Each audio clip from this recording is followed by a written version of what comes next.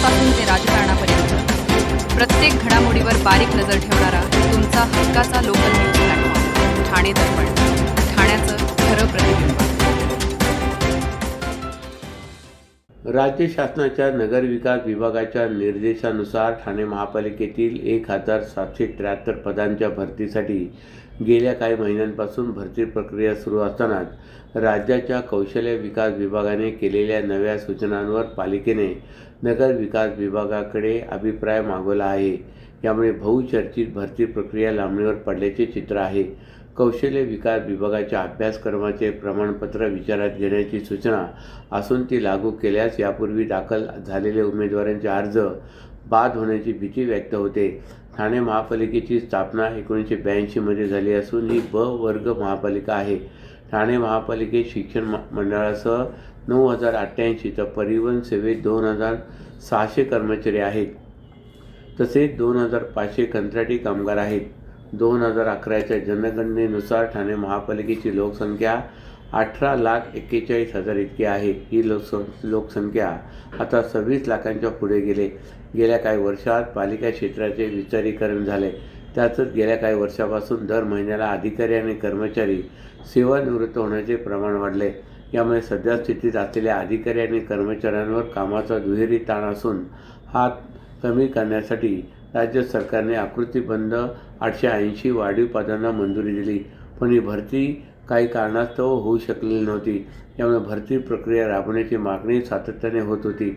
दरम्यान गेल्या वर्षी ऑगस्ट महिन्यात पालिका प्रशासनाने 1773 पदांसाठी भरती प्रक्रिया राबवण्याचा निर्णय घेतला आणि त्यात मुदतवाढही दिली होती. परंतु पालिका निवडणूक कामकाजामुळे ही प्रक्रिया लांबली होती. निवडणुकीनंतर पालिकेने पुन्हा प्रक्रिया सुरू केली असली तरी राज्याच्या कौशल्य विकास विभागाने केलेल्या नव्या सूचनेमुळे ती लांबणीवर पडल्याचे समोर आले. कौशल्य विकास विभागाने स्वच्छता निरीक्षक, परवाना निरीक्षक यासह 3 ते 4 पदांसाठी त्यांच्या विभागांच्या अभ्यासक्रमाचे प्रमाणपत्र विचारात घेण्याबाबत पालिका प्रशासनाला कळवले. परंतु नगरविकास विभागाने दिलेल्या निर्देशानुसार ही भरती प्रक्रिया सुरू आहे. त्यामुळे पालिकेने कौशल्य विकास विभागाच्या सूचनेबाबत नगर विकास विभागाकडे अभिप्राय मागवला आहे. यामुळे संपूर्ण प्रक्रिया लांबणीवर पडल्याचे चित्र असून उमेदवारांमध्ये संभ्रम आणि नाराजी वाढत आहे.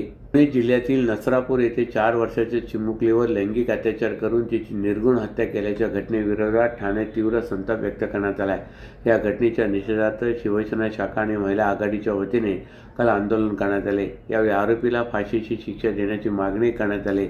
नसरापूर येथे 65 वर्षीय आरोपीने चिमुकलीवर अत्याचार करून तिची दगडाने ठेचून हत्या केल्याची धक्कादायक घटना घडली. या अमानुष कृत्याच्या निषेधार्थ ठाण्यातील शिवसेना शाखा व महिला आघाडीच्या कार्यकर्त्यांनी निषेधार्थ आंदोलन केले. आंदोलनादरम्यान संतप्त कार्यकर्त्यांनी निषेधाचे फलक हातात घेत आरोपींविरोधात जोरदार घोषणाबाजी केली.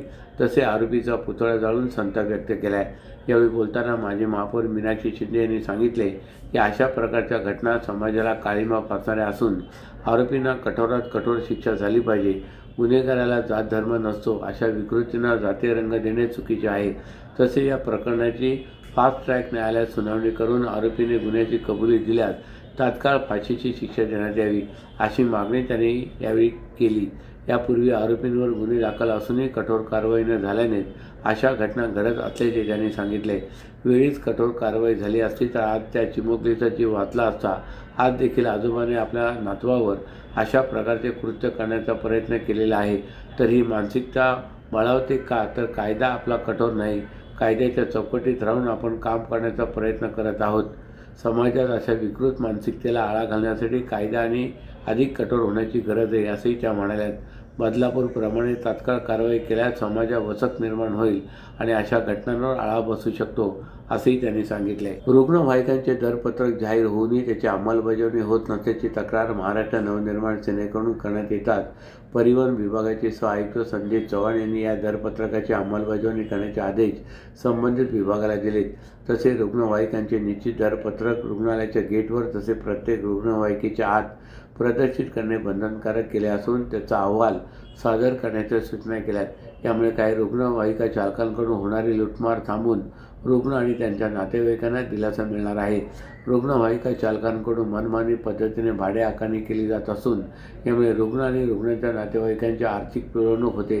या संबंधीच्या तक्रारी प्रादेशिक परिवहन विभागाकडेही येत होत्या. दरम्यान या प्रकाराला आळा बसावा यासाठी रुग्णवाहिकांचे दरपत्रक जाहीर करावे अशी मागणी मनसेचे ठाणे शहर सचिव नैनिश पाटणकर यांनी केली होती. यानंतर प्रादेशिक परिवहन विभागाने रुग्णवाहिकांचे दरपत्रक जाहीर केले होते. त्याच्या अंमलबजावणीसाठी ठाणे उपप्रादेशिक परिवहन अधिकारी रोहित काटकर यांनी पत्रकही काढले होते, परंतु त्याची फारशी अंमलबजावणी होताना दिसत नव्हती. रुग्णवाहिकांचे निश्चित दरपत्रक रुग्णालयाच्या गेटवर तसेच प्रत्येक रुग्णवाहिकेच्या आत प्रदर्शित करणे बंधनकारक असूनही त्याची अंमलबजावणी होत नसल्याचे समोर आले होते. याबाबत नागरिकांकडून सातत्याने तक्रारी येत होत्या. तसेच या प्रकरणी मनसेचे पाटणकर यांनी प्रादेशिक परिवहन विभागाकडे तक्रार केली होती. या तक्रारीच्या पार्श्वभूमीवर परिवहन विभागाचे सहआयुक्त संदीप चव्हाण यांनी एक परिपत्रक काढले.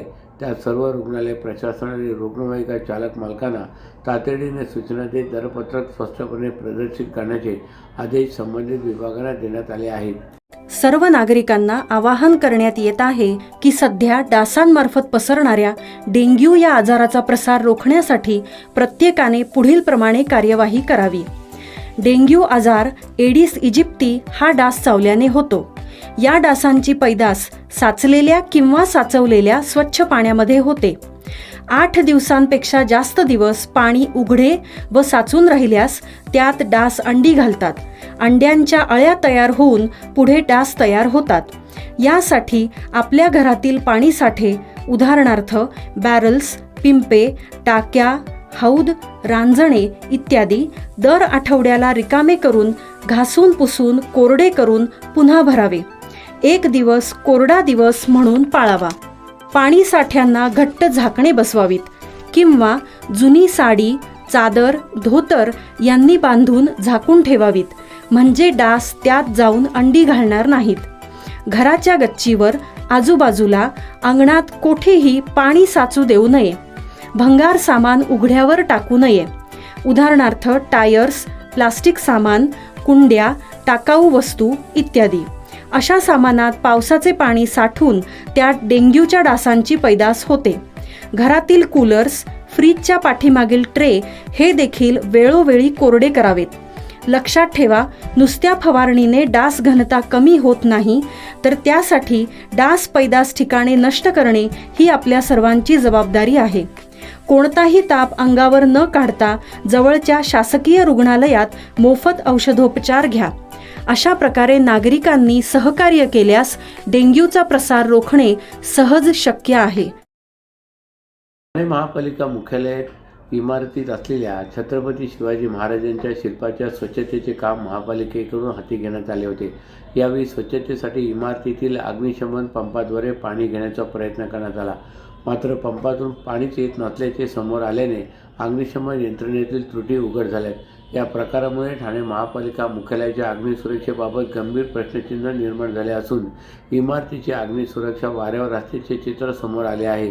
ठाणे महानगरपालिका मुख्यालयातील पहिल्या मजल्यावर असणाऱ्या सभागृह, नेता कार्यालय तसेच महापौर कार्यालय तसेच उपमहापौर कार्यालय आदी विभागांमध्ये ठाणे शहरातील विविध नागरिक विविध कामानिमित्त तसेच विविध समस्यांचं निरसन करण्यासाठी सभागृह नेत्यांची भेट घेण्यासाठी अथवा महापौरांच्या भेटीसाठी किंवा उपमहापौरांच्या भेटीसाठी येत असतात. यदा कदाचित आगीसारखी दुर्घटना उद्भवल्यास त्यावेळेला अग्निशमन दल पोहोचण्या अगोदर जर अग्निशमन यंत्रणामधील त्रुटी आढळल्या व अग्निशमन यंत्रणा काम करत नसेल तर मोठी दुर्घटना होण्याची शक्यता नाकारता येत नाही. विशेष म्हणजे सभागृह नेता यांच्या कार्यालयासमोर तसेच महापौर कार्यालयासमोरच या अग्निशमन यंत्रणातील त्रुटी आढळल्याने आश्चर्य व्यक्त होत आहे. महिलांमध्ये वाढत्या प्रमाणात आढळणाऱ्या PCOD अर्थात भूगाठी अंडाशय विकार या संप्रेरक समस्येवर वेळीच निदान व उपचार उपलब्ध व्हावेत यासाठी ठाणे जिल्हा सामान्य रुग्णालयात PCOD उपचार केंद्र सुरू करण्यात आले. या ठिकाणी महिला वर्गाला योग्य उपचारासाठी विविध अत्याधुनिक सोयीसुविधा उपलब्ध करून देण्यात आल्यात. या ठिकाणी जिल्ह्यातील महिला वर्गाने उपचारासाठी लाभ घ्यावा असे आवाहन जिल्हा आरोग्य विभागाकडून करण्यात आले. बदलती जीवनशैली, वाढता मानसिक ताण, असंतुलित आहार, अपुरी झोप आणि व्यायामाचा अभाव यामुळे विशेषतः तरुणींमध्ये PCODचे प्रमाण झपाट्याने वाढते. मात्र यावर योग्य उपचार घेतल्याने या समस्येवर प्रभावी नियंत्रण मिळवता येते.